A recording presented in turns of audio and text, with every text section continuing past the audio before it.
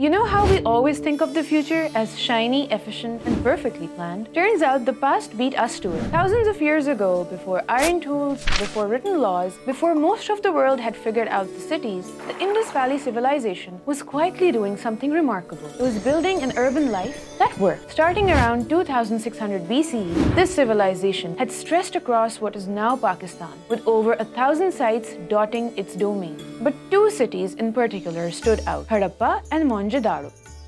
Harappa revealed a level of city planning that still impresses modern architects. Straight roads, drainage grids, warehouses, and even public wells. It was not chaos, it was design. Mohenjo-Daro, further south in Sindh, was home to as many as 40,000 residents and housed the famed Great Bath, a public water tank lined with bricks and sealed with natural tar. Some believe it was used for ritual bathing. Others think it was more civic than spiritual. Either way, it tells us that this was a society that valued order, hygiene, and shared space. What makes the Indus cities so fascinating is the absence of obvious rulers or armies. There are no palaces or monumental statues, and yet, across vast distances, the same weights, bricks, and city layouts appear. This hints at a kind of shared cultural governance, decentralized perhaps, but deeply organized. Now the economy. The Indus people were traders, artisans, and farmers, connected to an international network that included Mesopotamia, Central Asia, and the Persian Gulf. Their beads, cotton textiles, ivory combs, and ceramic goods were traded widely, especially with Mesopotamian cities like Ur, where Meluha was referenced in trade records, almost certainly referring to the Indus region. In return, they imported silver, lapis lazuli, tin, and perhaps even ideas.